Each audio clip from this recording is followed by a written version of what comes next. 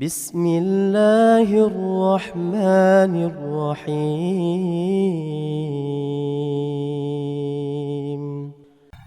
Assalamualaikum warahmatullahi wabarakatuh. Hamdan wa syukran lillah, salatan wa salaman ala rasulillah wa ala alihi wa sahbihi wa mawalah. Puji syukur kehadirat Allah subhanahu wa ta'ala.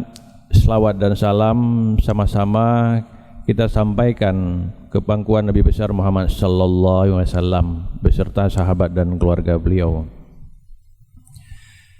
Yang kami hormati Bapak dan Ibu seluruhnya jamaah subuh yang berbahagia pada hari Sabtu ini. Izinkan berbagi informasi banyak sekali terkait dengan Corona COVID-19 ini. Kalau kita masih mengingat istilah ini Corona babak 3. Yang pertama dulu kita ada SARS, kemudian ada MERS, yang sekarang COVID-19. Dia masih satu golongan. Kemudian yang paling canggih inilah yang si COVID-19. Ya. Jadi COVID-19 ini masih turunan corona yang dulu dari SARS dan MERS. Tapi dua yang sebelumnya itu dia hanya sebentar tapi gagal di dalam mengembangkan dirinya. Kalau kita bicara angka dulu, sampai Jumat kemarin di dunia ini sudah lebih dari 11 juta yang terinfeksi. Ada 567.000 yang sudah meninggal. Kalau kita bicara di Indonesia, ada 60-an ribu yang sudah terinfeksi positif dan yang sudah meninggal adalah 3.200 lebih. Ada yang percaya, ada yang tidak. Ada yang bilang nyan rekayasa. Nyan adai beget-beget. Dalam lebih 100 tahun ini belum ada satu pandemik, satu wabah yang mengguncang dunia. Kalau kita lihat dampak apa saja yang dikenai oleh si COVID-19 ini. Awal-awal orang hanya menyatakan ini kan masalah kesehatan. Kalau sekarang kita lihat, ini dunia ini akan mengalami resesi berat. Kita bicara Indonesia saja, kemudian kita bicara Aceh. Aceh untuk tahun 2020 dana yang memang disiapkan untuk APBA itu 17, sekian T. 1,8 diminta kembali oleh Jakarta, oleh pusat, karena Indonesia membutuhkan minimal 1.200 triliun untuk mengatasi dampak pandemik ini. Banyak orang tidak sadar kita Indonesia ini tidak begitu kuat, ya. Yang disiapkan itu hanya 2, sekian persen dari PDB. Negara yang lain, negara tetangga kita itu minimal menyiapkan sekitar 10-12%. Artinya Indonesia harus menyiapkan sekitar 2.500 triliun. Kita hitung itu sebanyak apa uang 2.500 triliun. Untuk 2021 mestinya Aceh dapat 18 triliun untuk APBA, tetapi 5 triliun disiapkan untuk COVID. Jadi kita terjun bebas untuk membangun Aceh pun terdampak dengan virus corona ini. Kemudian kita bicara di Aceh, seperti apa fenomena di Aceh. Banyak orang nggak percaya, masa orang Aceh mungkin kebal sama virus corona, nggak suka dia di Aceh. Kita melihat adalah sampai 3 minggu yang lalu itu angka yang positif 20. Di dalam 2 minggu terakhir ini angkanya sudah 87. Dan 3 diantaranya itu meninggal. Saat ini masih dirawat di Rumah Sakit Zainul Abidin itu masih ada 22 pasien lagi yang positif. Untuk di Aceh dulu tidak begitu menakutkan, itu hanya yang terinfeksi orang import, misalnya ke Surabaya, ke Bandung, ke Bogor, dia positif. Ketika pulang ke sini nggak akan menularkan pada keluarganya. Tetapi sekarang yang 2 minggu ini adalah yang pulang dari Medan yang terdekat, yang memang merah, zona merah, dan itu sekeluarganya itu kena semua. Artinya memang virus itu banyak sekali tipe-tipe yang memang turunan-turunan dari dia itu makin berkembang biak. Sekarang WHO 3 hari yang lalu sudah memberi warning, memberi peringatan bahwa akan lebih dahsyat adalah serangan kedua dengan tipe jenis-jenis virus dari COVID-19 ini yang berbagai macam strain-nya, dengan berbagai macam tipe-tipe variatif. Di awal-awal kan kita semua sudah hafal, anak kecil sudah hafal. Yang dengan gejala COVID-19 adalah ada demam, ada sakit tenggorokan, ada batuk, pilek, dan sebagainya. Sekarang si COVID-19 itu tidak hanya gejala seperti itu, tetapi orang juga dengan gejala sakit perut, sakit mah, sakit diare, tiba-tiba diperiksa memang positif COVID. Jadi kalau disebut sekarang si wajah COVID-19 ini adalah dia 1001 wajah. Mungkin dia tidak mau gagal seperti 2 saudara tuanya. Dulu Amerika juga nggak percaya, yang bilang itu rekayasa dari negara tirai bambu. Sekarang juara 1 yang tertinggi di dunia adalah memang Amerika. Jadi kalau menurut saya, ya boleh-boleh saja nggak percaya, jangankan kita, wong Amerika aja presidennya nggak percaya. Tetapi faktanya dia nggak bisa pungkiri, yang dia sebut ini adalah rekayasa dari tirai bambu, dipelihara di dalam laboratorium, dikembangkan untuk kepentingan bisnis.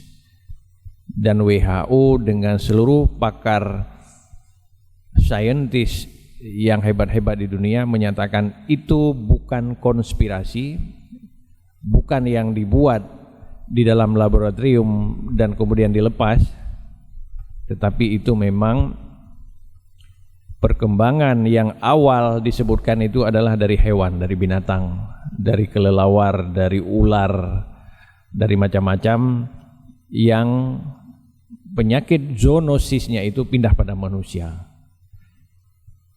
Kalau dulu kita bisa menghindari hewan, kalau sekarang kan nggak bisa kita menghindari manusia. Kemudian hampir tiap hari itu berubah kebijakan dunia. Makanya ada yang orang nggak percaya. Hari ini ngomong begini, besok ngomong begini. WHO juga ngomongnya begitu. Awal-awal WHO ngomong masker itu nggak perlu. Awal diyakini COVID-19 ini airborne, artinya kalau ada ini dia bisa terbang kemana-mana. Ternyata memang diyakini COVID-19 ini menyebarnya itu adalah secara droplet. Droplet itu artinya kalau orang bersin itu dengan kecepatan 350 km per jam. Jadi dengan kecepatan sangat tinggi itu sekitar 3-5 meter itu terjangkau dengan orang bersin. Tetapi dengan menggunakan masker itu dia tidak menyebarkan ke yang lain.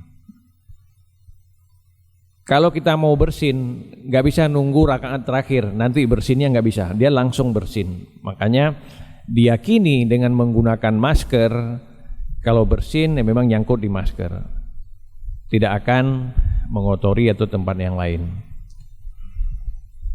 Kemudian ada menanyakan kenapa ada yang tertular, ada yang tidak. Masing-masing kita itu punya daya tahan, punya imunitas yang berbeda.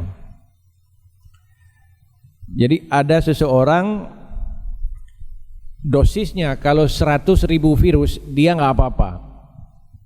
Tapi kalau memang masuknya 1 juta virus, mungkin dia baru kena. Kalau kita lihat sekarang, ada yang nggak percaya misalnya, masa tukang sayur dia yang hanya dari rumahnya hanya menjajakan sayur, kenapa dia positif? Ada hanya kasir, dia tidak kemana-mana dari rumahnya dan hanya dia sebagai kasir. Artinya memang dia shopping virus dari orang-orang yang membawa, kemudian virus masuk ke tubuhnya. Ya. Jadi kalau sekarang disebutkan oleh WHO yang bisa manusia lakukan adalah jaga protokol kesehatan. Kenapa disebut demikian?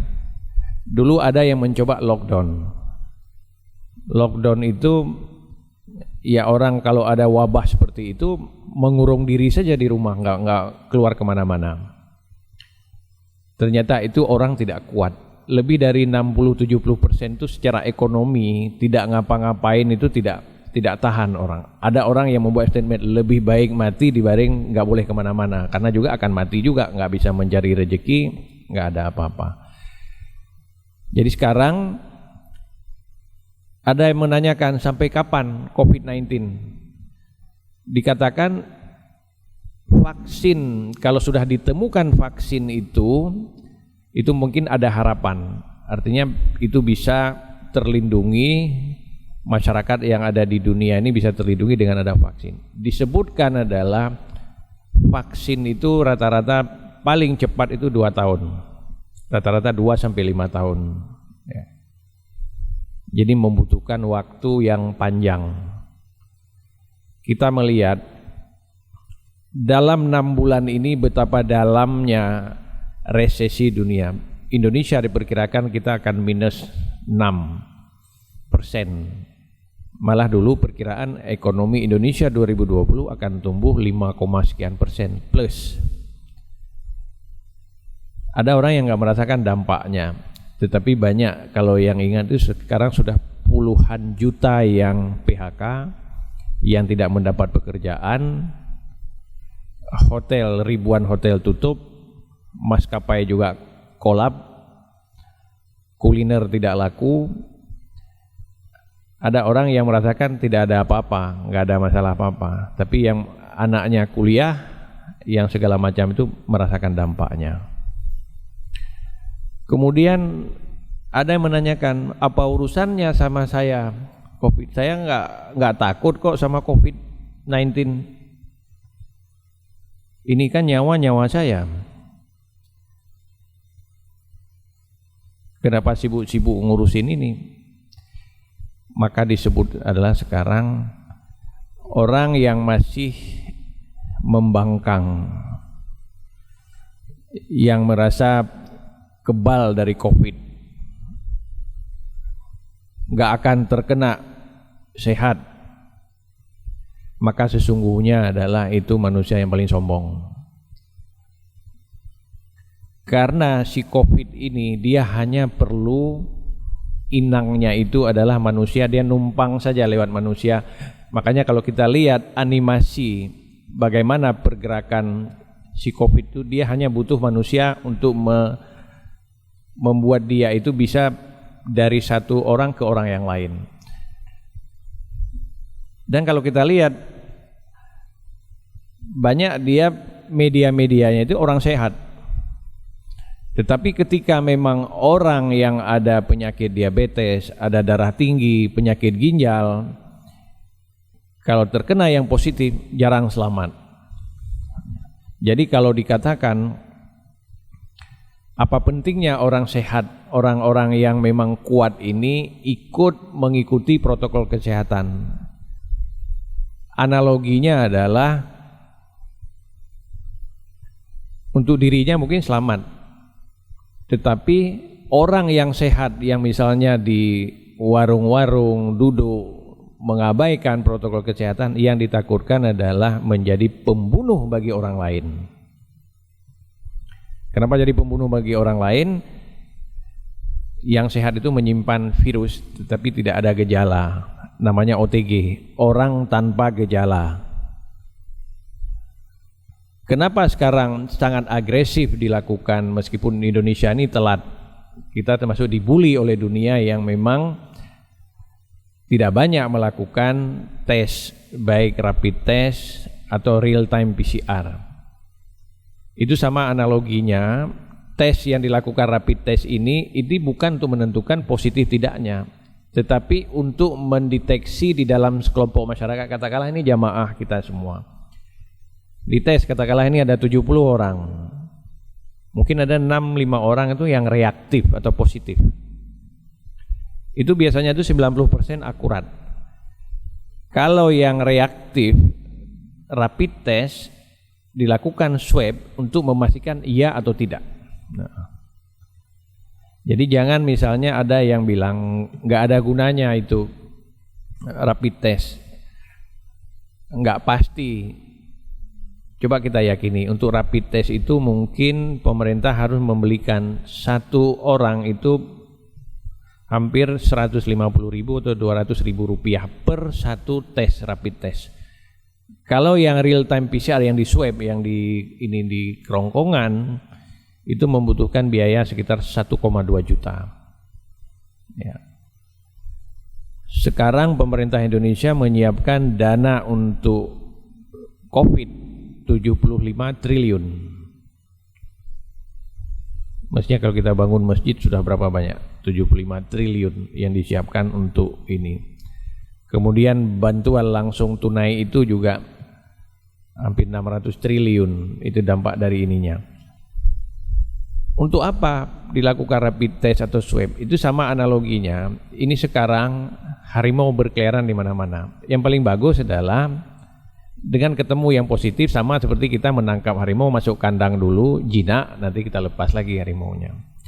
Tetapi kita nggak melakukan apa-apa, misalnya tidak mau melakukan tes, tidak melakukan protokol kesehatan, artinya kita membiarkan ada harimau yang bisa memangsa siapa saja yang lemah. Ya.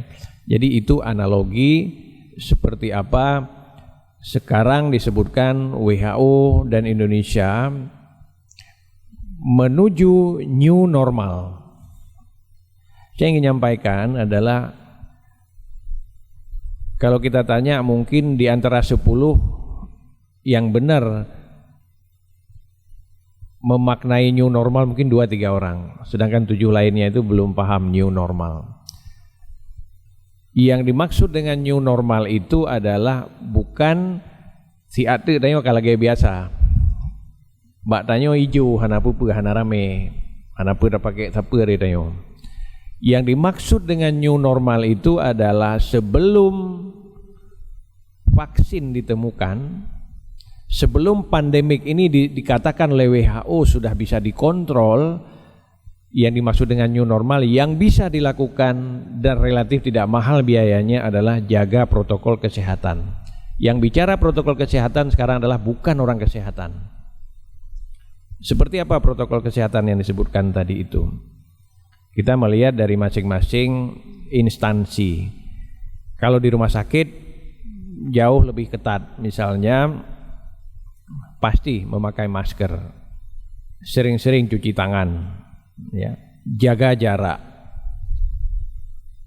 kemudian juga jaga kesehatan. Jaga kesehatan itu untuk meningkatkan imunitas dengan olahraga, dengan makanan-makanan yang bergizi ditambah dengan suplemen-suplemen. Itu dikatakan orang yang daya tahannya kuat, tidak sering-sering terpapar dengan virus, itu bisa lolos. Tetapi untuk seseorang terinfeksi dengan virus itu butuh dosis yang cukup. Ada orang misalnya diberi obat atau diberi sesuatu, kalau memang diberinya nggak banyak mungkin dia nggak apa-apa, tapi kalau memang kena sering terpapar itu bisa kena. Jadi yang dimaksud dengan new normal itu adalah kita rela bersiap-siap sampai batas waktu yang disebutkan untuk menerapkan protokol kesehatan seperti saya sebutkan tadi, ditambah satu lagi adalah social distancing. Social distancing kalau di rumah sakit itu nyata, tidak boleh membezuk keluarga pasien yang sakit. Yang sakit itu hanya boleh ditungguin oleh keluarganya, satu orang bergantian. Kenapa demikian? Bukankah kita juga disunatkan sunnah mengunjungi orang sakit itu bagian ibadah, memberikan motivasi dan segala macam. Itulah yang diminta oleh WHO, oleh Indonesia, oleh kita semua, menjaga social distancing.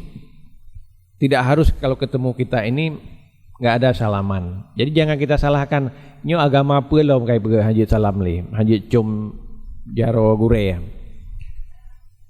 Karena ketika bersin nyangkut di sini, nanti nyangkut di meja, orang lain pegang meja ini. Ya itulah yang akan dibawa oleh-oleh bagi yang lain.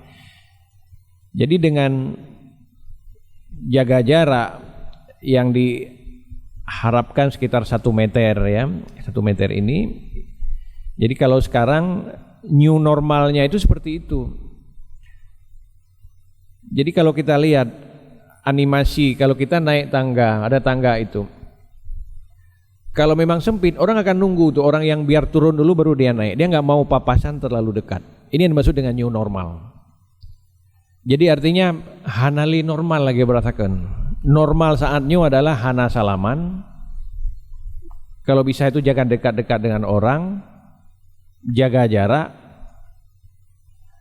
tidak mengikuti ke pesta perkawinan dan ke tempat-tempat pesta yang lain yang banyak kumpul orang. Itu new normal. Tetapi banyak masyarakat kita memaknai tanyo ka normal, karap normal kelai. Ini yang memang keliru dipahami oleh masyarakat. Sekarang kan terimbas pada sekolah, pada kuliah seperti apa. Anak-anak sudah nggak sabaran di rumah mau sekolah. Tetapi kalau kita lihat di video-video seperti di Jepang, mereka lebih patuh. Bagaimana anak kecil cara makannya pun sudah new normal dia dengan memakai masker. Jam keluar main-main pun sudah new normal. Yang satu pada jam ini, yang ini pada jam ini. Jadi itu yang dimaksud dengan new normal itu betul-betul kita mengadopsi sesuatu yang biasanya itu nggak ada sebelumnya. Jadi kalau kita memahami secara bersama-sama, mudah-mudahan pandemik itu bisa cepat selesai. Tapi kalau tidak, di tempat lain sudah reda, mulai di tempat kita. Jadi terus gelombangnya itu nggak habis-habis. Ya. Yang berikut adalah saya ingin sampaikan, kalau terjadi apa-apa di Aceh, secara kekuatan rumah sakit dan dokter kita masih sangat kurang. Saya ingin sampaikan Aceh dengan 5,3 juta penduduk. Yang menjadi pusat rujukan COVID-19 ini adalah nasional menunjuk 2 rumah sakit, Zainal Abidin dan Cut Mutia. Kemudian Bapak PLT Gubernur menunjuk 11 rumah sakit lain. Mulai dari Meraksa ya sampai Pantai Barat, Pantai Timur, pokoknya ada 11 di antara 23 kabupaten kota. Sekarang total rumah sakit yang bisa merawat COVID-19 ini ada 13 rumah sakit. Bapak Ibu tahu tidak berapa kekuatan tempat tidur yang bisa merawat COVID-19. Di Zainal Abidin hanya 42 kamar isolasi, 42. Cut Mutia ada 12. Jadi total di antara 13 itu hanya 134 tempat tidur. Kalau terjadi lonjakan satu malam saja seperti kemarin ketemu, Zainal Abidin sempat merawat yang tertinggi adalah 28 orang. Kalau terjadi lebih banyak lagi seperti Itali, akhirnya kalau ada 10 tinggal pilih, yang ini boleh mati, yang ini kita coba selamatkan. Surabaya sekarang sudah mengalami seperti itu. Surabaya sampai wali kotanya harus mencium kaki dokter karena memang udah panik. Karena lebih batat, lebih tunggang dari urang neo. Gak ada yang percaya sebelumnya. Tetapi sekarang faktanya adalah rumah sakit sudah over kapasitas. Rumah sakit Sutomo, rumah sakit UNER, rumah sakit lain-lain yang merawat COVID. Kenapa diminta kita melakukan protokol kesehatan dan social distancing? Dia ingin kurva dari yang menular ini, karena kita nggak bisa menghindari total nggak menular. Dia inginkan kurvanya itu jangan tajam. Kalau kurvanya tajam, ada sekelompok orang itu nggak terlayani medis. Hanya lihat-lihat saja itu dari ininya. Tetapi kalau misalnya tidak banyak yang tertular, itu rumah sakit masih mampu untuk merawat, katakanlah kalau Aceh hanya tadi 132 tempat tidur, mestinya mungkin harus puluhan ribu tempat tidur yang disiapkan untuk itu. Kenapa misalnya Jakarta menyiapkan wisma atlet macam-macam, karena juga sudah mengalami seperti itu. Jadi yang ingin kami sampaikan adalah ke pertanyaan inti, bahwa COVID-19 itu bukan konspirasi, dan pertanyaan itu wajar. Dan yang membilang konspirasi seorang presiden Amerika pun dia sudah malu hati, ya. Artinya nggak ada jamaahnya yang mengikuti yang dibilang oleh presidennya bahwa itu konspirasi. Yang lain malah warganya juga nggak percaya bahwa ini nyata. Tipe jagonya si COVID-19 ini secara ilmiah disebutkan oleh ilmuwan, mestinya itu jagonya itu dia perlu waktu 100 tahun. Tetapi kenapa jagonya itu kurang dari 6 bulan itu begitu hebat dia? Nggak bisa hilang. Kemudian jenis-jenisnya itu makin berkembang. Makanya orang curiga, jangan-jangan nih yang dibuat di laboratorium. Makanya dia gampang sekali lolos. Dia hanya butuh pada manusia sehat. Dia numpang aja diri sebentar pada manusia sehat. Manusia sehat itu untuk menularkan pada manusia yang lain. Jadi kalau kita lihat, pernah menonton Animal Planet yang bisa dimakan oleh singa macam-macam, kan yang lemah. Tapi bagi yang mampu melindungi kelompoknya itu kan akan selamat, akan lolos. Analoginya itu persis seperti itu di COVID-19 ini. Ya. Kita tetap berharap yang bisa semua kita lakukan ini adalah jaga protokol kesehatan dan kita bisa mencari rezeki semuanya. Sebelumnya kan nggak boleh, misalnya nggak boleh kemana-mana. Sekarang boleh kemana asal memang penting. Orang mencari rezeki penting. Kalau di tempat-tempat yang keramaian, bagaimana kapasitas bus yang biasanya isi 40, ini boleh 20 saja. Ruang pertemuan biasanya isi 100, boleh 50. Jadi mengurangi kapasitas dari ini sehingga diharapkan daya tular virus itu makin berkurang. Tetapi kalau kita tidak sama-sama berperan seperti itu, kita menganggap ini hanya masalah medis, bukan masalah kita. Coba kita tanya sekarang, apakah kita masih meyakini ini rekayasa? Apa bodohnya misalnya Arab Saudi, berapa miliar dolar kehilangan tidak ada jamaah haji tahun ini, berapa miliar dolar dia tidak menerima dari umroh sepanjang tahun, betapa dalam resesi dunia. Sekarang berani nggak misalnya kita suruh keluar negeri ada tiket gratis? Jangankan ini, ke Medan saja ada tiket gratis, suruh main-main rasanya nggak berani. Kecuali memang dia nggak pernah membaca tiap hari. Apakah kebenaran itu masih kita ingkari? Ya. Kalau kita rasakan, terasa nggak dampak? Hanya yang berani ke Medan kalau dikasih tiket gratis, yang nggak paham, yang nggak ngerti, yang nggak baca apa-apa. Kalau kami memang di dari pemerintahan karena memang perintah, jadi dengan bismillah, kalau memang dengan ada itu, ikhtiar yang memang kita lakukan semua ini adalah menjaga protokol kesehatan, itu ikhtiar. Jadi kita bukan pasrah, tetapi upaya maksimum seperti itu. Kemudian dampak, ada yang bilang, nyan kan ada rumah sakit nyai pegen supaya awaknya jadi minta peng, supaya dokter, para medis rumah sakit nyalui dan mempeng yang rawat COVID. Saya ingin sampaikan, bulan April dan Mei Zainul Abidin defisit sekitar 22 miliar tiap bulan. Seberapa lama kita bisa tahan ini? Siapa yang bayar pasien yang berobat? Kamar tidur pasien itu 738. Hari-hari yang berobat ke Zainul Abidin itu sekitar 1.200 pasien poliklinik. Di bulan April dan bulan Mei kita kehilangan duit tiap bulan rata-rata 22 miliar. Bulan Juni ini agak sembuh sedikit, tidak sampai 22 miliar, tetapi hanya mungkin tinggal 14 miliar defisitnya per bulan. Betapa sakit ada yang menuduh bahwa rumah sakit merekayasa mencari duit, padahal tiap bulan defisit puluhan miliar. Kalau nanti misalnya semuanya nggak mau tahu, kan akan terjadi pelayanan yang minimalis. Katakanlah yang ada biasanya menunya begini, ini yang adanya tinggal begini. Jadi ini kita meminta semua yang bisa kita lakukan adalah mengikuti protokol kesehatan, kemudian social distancing. Kita berdoa dan berharap pandemik ini cepat berlalu, dan virus ini kita berharap yang kali ini juga dia gagal seperti dua saudara tuanya. Dua saudara tuanya itu MERS dan SARS. Dulu kan yang tularnya melalui burung yang disebut flu burung, yang satu lagi kan flu unta yang dibilang dari Arab Saudi. Dan itu gagal dia, hanya sebentar, nggak sampai 6 bulan sudah gagal.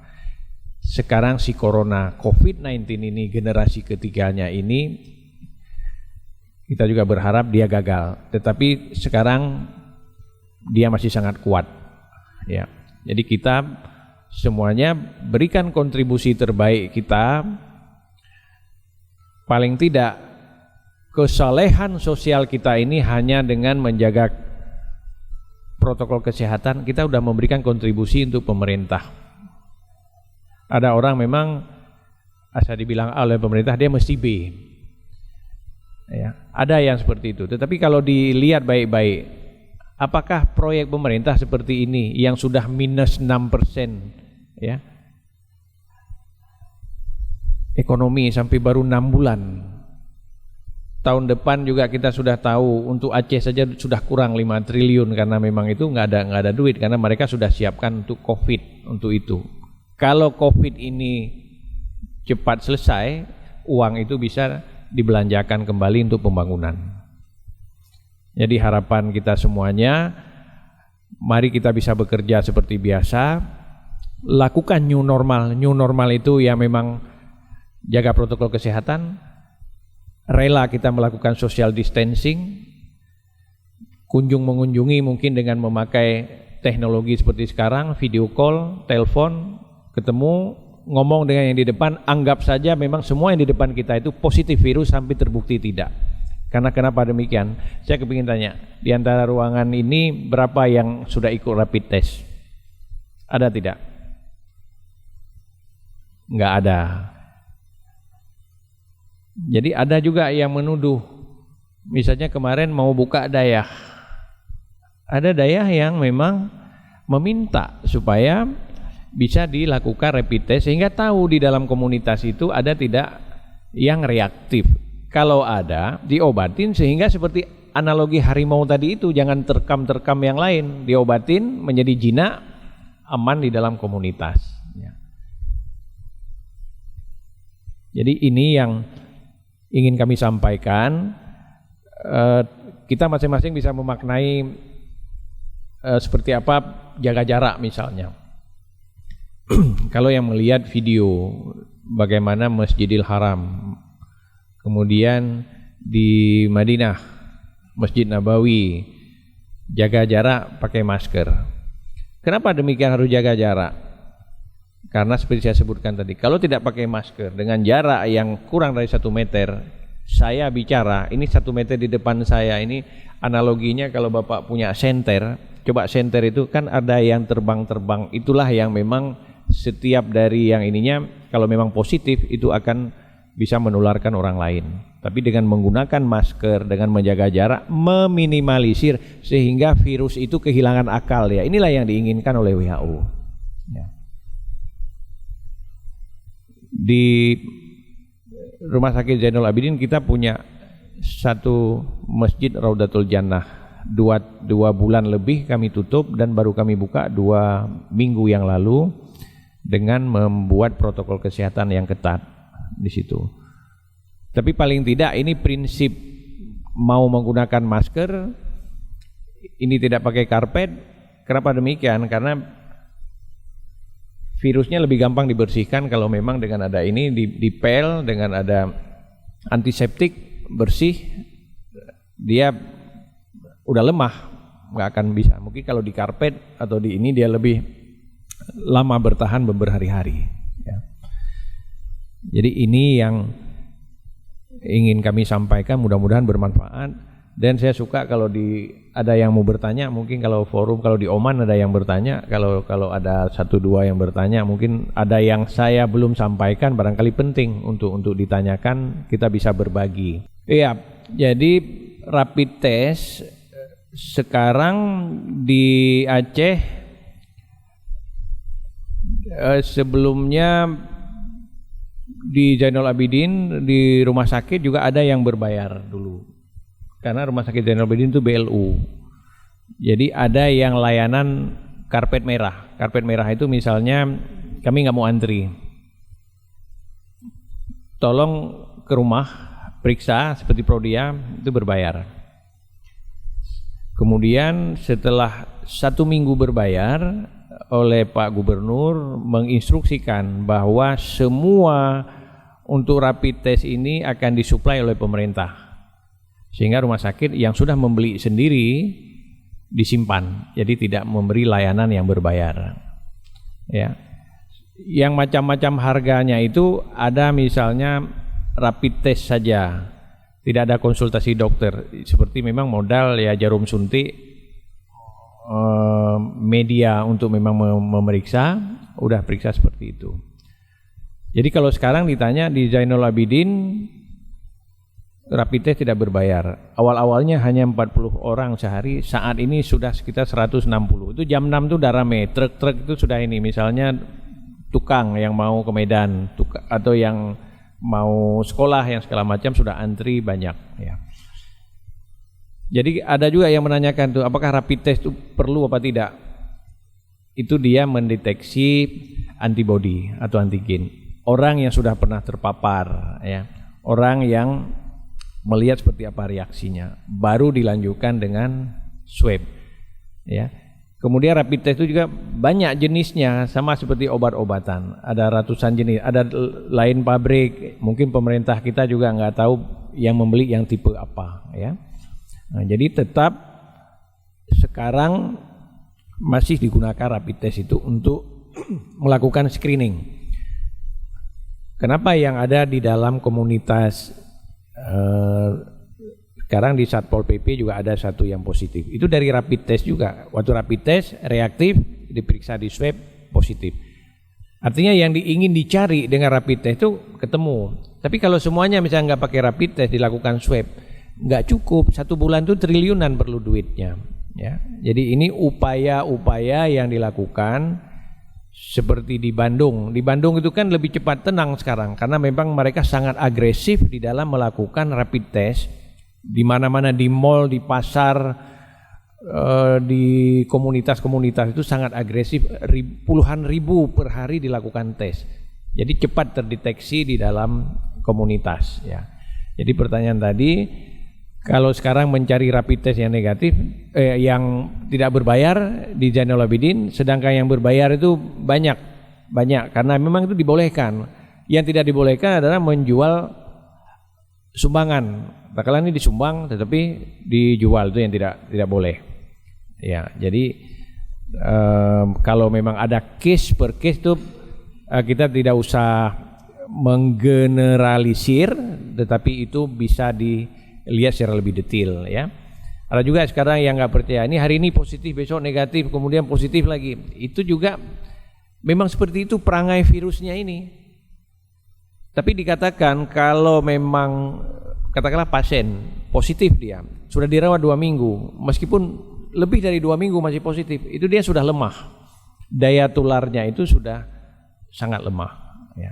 Kenapa misalnya ada yang ragu sekarang, saking memang dia takut atau memang mau patuh, pulang nggak ada gejala apapun, dia mau nggak kemana-mana dulu 2 minggu di rumah. Itulah kesalahan sosialnya, dia tidak ingin atau ragu-ragu jangan-jangan dia menjadi penebar penyakit bagi orang lain. Jadi ini dibanding dengan yang satu kelompok saudara-saudara kita itu yang merasa nggak apa-apa, misalnya nggak penting pun nongkrongnya ini memang seperti nantang. Apa yang dibilang itu, lun hanaya aku, ini kan nyawaku. Apa Anda urus-urus nyawa? Padahal yang ingin saya bilang itu adalah yang ngomong begitu itulah yang menjadi seperti pembunuh bagi orang-orang yang lemah nanti. Dia udah menyimpan virus tapi dia OTG tanpa gejala, tetapi bisa menyebarkan bagi orang lain. Kenapa? Karena dia nggak mau pakai masker, tidak mau menjaga jarak, padahal dia sangat potensi punya virus di dalamnya.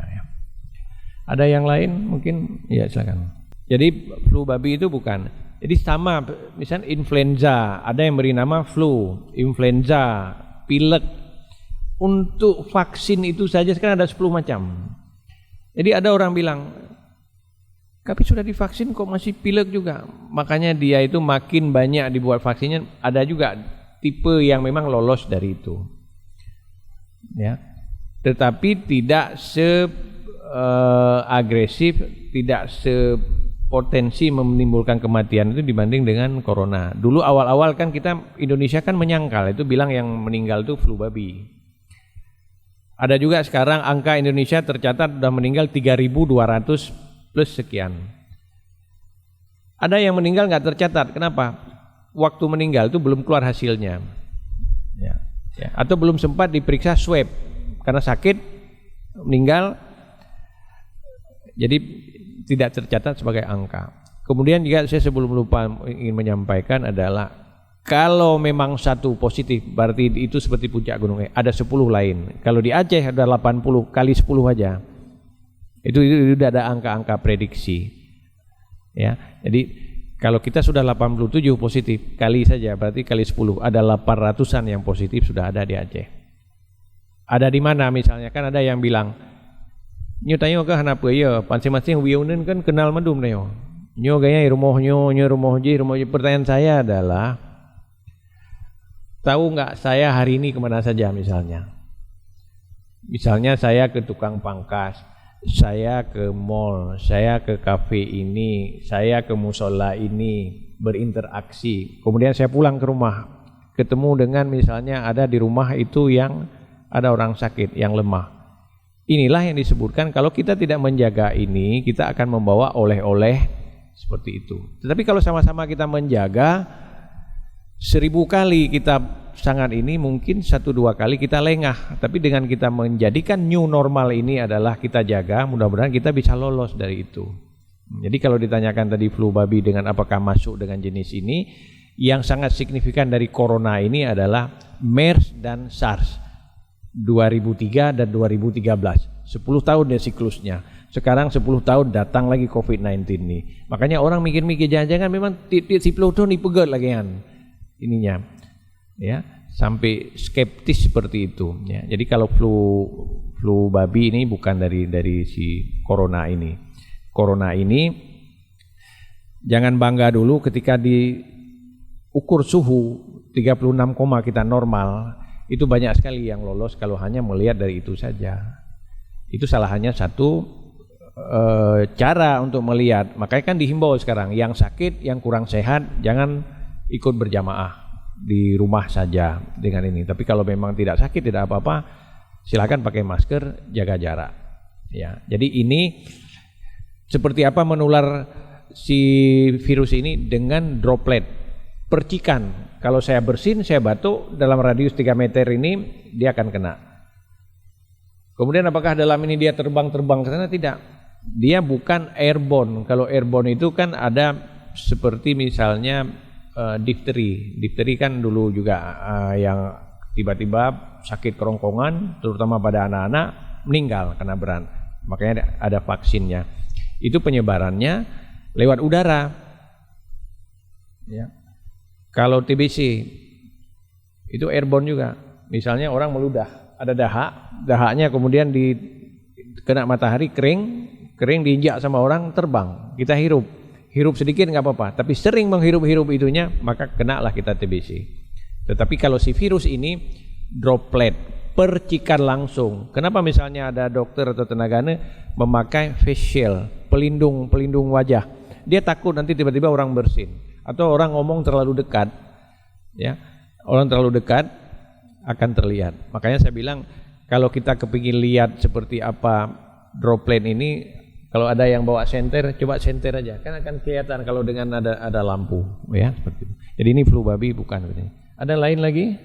Ya. Jadi ini bagus sekali pertanyaan ini. Idealnya memang seperti itu. Kira-kira 1 bulan yang lalu untuk Aceh diberi 24.000 untuk kitnya, untuk alat untuk melakukan rapid test. Kemudian saat ini untuk Aceh ini sudah mendekati 60.000. Kalau misalnya rapid test, kata masjid ini warga kepingin, yang bertugas atau yang memang melakukan ini adalah di bawah dinas kesehatan. Di bawah dinas kesehatan ya. Katakanlah yang memang terstruktur yang direncanakan oleh pemerintah Aceh waktu itu, yang meminta yang beda dengan sekolah biasa kan yang santri-santri yang di Dayah itu, di bawah Dayah. Ternyata Dayah itu juga terbagi dua. Ada yang memang menolak rapid test, padahal gratis untuk gurunya dan juga untuk muridnya. Nggak percaya, nggak mau. Sedangkan ada Dayah yang memang meminta. Jadi ini juga sangat tergantung role model di masjid ini, siapa yang dipatuhi, siapa yang didengar. Jadi ini juga ikut berkontribusi, karena biasanya masyarakat lebih percaya, lebih meyakini yang memang di role modelnya di daerah sini siapa yang ininya, ya. Ini juga penting. Jadi kalau memang rapid test mau ragu aja ini nggak enak kan. Kalau yang memang nggak mungkin ke sini ke rumah sakit ke Pinire juga bisa. Betul-betul gratis nih. Kalau misalnya Bapak mau ininya bukanya Senin sampai Jumat dari jam 8 sampai jam 4 sore. Di Zainul Abidin di Pinire. Jadi kalau tahu rumah sakit lama Zainul Abidin, dia terpisah dengan gedung baru Pinire. Namanya Pinire. Jadi kalau memang menuju ke rumah sakit jiwa, jadi sebelah kiri sebelum rumah sakit jiwa kelihatan ini besar. Jadi gratis, kalau di Zainul Abidin gratis, di tempat lain berbayar. Jadi kalau ada yang memang ingin ragu katakanlah ininya, boleh ke sana. Tetapi kalau misalnya mau tidak dinas kesehatan ke tempat ininya, bisa mau dia melakukan rapid test. Malah di tempat lain ada yang mobile rapid test. Jadi ada memang dengan mobil kemana-mana, misalnya di pasar mana, di masjid mana, di tempat olahraga mana, dia akan lakukan itu. Persoalannya waktu itu Aceh tidak banyak mendapat kit itu. Sekarang makin banyak, makin alatnya itu makin disuplai terus.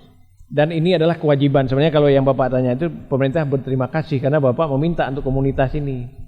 Jadi kalau ada yang ini, siapa yang melakukan itu adalah dinas kesehatan. Rumah sakit itu kan merawat orang sakit. Dinas kesehatan mencegah jangan banyak orang yang sakit. Nah, jadi ini padu padan dari itu. Jadi kalau ini katakanlah lebih ini, kalau ini di daerah ini tentunya ke dinas kesehatan kota Banda Aceh. Ya, pasti dikasih. Nggak ada misalnya nanti kami meminta rapid test untuk ini tapi ditolak, nggak ada ininya. Karena justru pemerintah menginginkan makin banyak yang dilakukan tes, makin banyak yang bisa dicegah untuk penyebaran tempat yang lain. Atau bisa ini, nanti kita bisa bilang, Punge kami sudah lakukan 100 tes, satu pun tidak ada yang reaktif. Ya. Tetapi setelah yang tidak ada reaktif, kita tahu titik nolnya, berarti kita sehat semua ya. Mari kita jaga supaya memang tidak pergi ke tempat-tempat yang nggak perlu, tidak menular, dan kita tidak tularkan pada orang lain. Itulah yang new normal. Jadi jangan, karena yang paling kita takut, orang kalian makin banyak orang nggak pakai masker, orang makin nggak mau pakai maskernya kan normal loh nih. Tetapi begitu juga makin banyak satu komunitas pakai masker, orang akan malu sendiri misalnya untuk tidak menggunakan masker. Ini juga penting ya. Ada orang nggak mau menggunakan ini, masih confident, over confident, percaya seperti yang saya sampaikan tadi, lun han kenang coronanya, pengalaman lun kamu plutur lun han kenang penyakit lagi. Tetapi yakinlah kita berpotensi membunuh orang, karena batatnya kita, padahal kita punya potensi. Virusnya kan numpang aja lewat kita yang sehat. Kita yang sehat nyimpan virus, kemudian kita sebarkan pada orang lain, dia lemah, orang lemah itu membawa pulang ke ini, maka itu yang tertular. Ya. Ada lain lagi? Ya, silakan.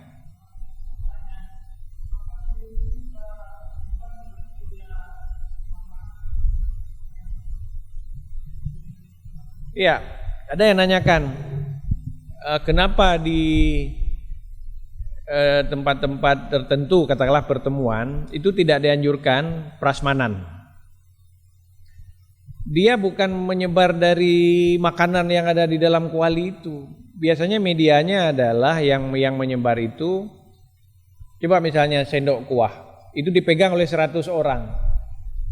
Orang ke-9 megang dia positif, habis batuk bersin, kemudian orang yang ke-10 memegang sendok yang sama. Jadi penularannya itu dari ininya. Makanya kalau sekarang hotel-hotel yang sudah baru membuka ini kembali, dia tidak menyediakan makanan prasmanan. Atau boleh prasmanan, tetapi bukan koki, yang melakukan servis itu dia yang pegang ininya. Berarti dia betul-betul memang tidak ada positif, dia yang menaruh-naruhnya. Yang kita takutkan ini adalah perantaranya itu. Ini misalnya saya batuk bersin di sini, tiba-tiba orang lain pegang meja ini sebelum sempat dibersihkan. Kenapa makanya dibilang sering-sering cuci tangan? Karena kita tidak tahu apa yang kita sentuh, ya, apa yang kita sentuh untuk itu. Penyebarannya itu bukan melalui udara, tetapi adalah droplet dari bersin, dari batuk, dari ininya lengket di satu benda. Kita sentuh, kita pegang HP, kemudian kita pegang makanan dari situ. Jadi dia masuknya itu, virusnya itu dari mulut, hidung, mata. Kenapa mata? Mata ini kan juga ada lendir selaputnya. Makanya jangan nyentuh bibir, jangan nyentuh hidung, jangan nyentuh mata. Ya. Jadi kalau misalnya ada yang takut ini belanja, nanti di belanjaan, nanti belanjanya disiram di rumah, enggak, sampai tidak seperti itu. Ya, yang paling ini adalah direct dari orang. Makanya di medis pun itu ada etika batuk. Kalau kita misalnya nggak bawa masker, batuk, dia kan harus ada media. Misalnya kita bersin, dengan bersin kita di ini kan di baju, di pakaian kita aja, nanti cuci di rumah, tapi kita tidak menyebarkan pada yang lain. Ya, jadi kalau kita lihat sebenarnya pencegahannya itu lebih gampang kita lakukan karena ini droplet itu percikan. Jadi dengan ada ini, kalau kita nggak jaga ini, kenapa disuruh jarak-jarak? Kita bicara dengan sesama teman, bicara itu kan ampuhnya 1 meter masih nular, masih menular ininya, daya tular dari virus itu. Ya. Tetapi misalnya dalam ruangan ini akan melayang-layang, dia tidak, karena dia percikan langsung dari ini. Ya. Bapak Ibu sekalian, ini yang bisa saya sampaikan. Kalau seperti judul yang diberikan ke ini, saya secara pribadi, secara komunitas, secara medis menyampaikan bahwa corona ini nyata adanya. Dalam era global ini tidak ada informasi sekecil apapun yang bisa disembunyikan. Dan selalu yang benar, yang apa itu memang dia akan tetap benar. Ya. Sekarang kalau kita lihat seperti apa resesi ini, kita semuanya punya peran. Mari kita ambil peran itu. Jangan misalnya abai, ini kan bukan urusan kita, urusan pemerintah. Saya sudah sampaikan daya tahan pemerintah kita ini juga tidak sekuat yang lain. Ya, kalau memang terus-menerus resesi ini seberapa lama tahan? Ya. Katakanlah misalnya tetap nggak reda, apa tahun depan akan ada juga jamaah haji, akan ada sepanjang tahun ini akan ada umroh, akan ada ininya.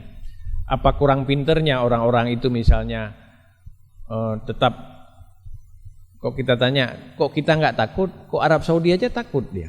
Karena memang tahu memang orang yang banyak membaca, bukankah kita juga disuruh Iqra gitu? membaca, mendengar, membandingkan kiri kanan untuk melihat.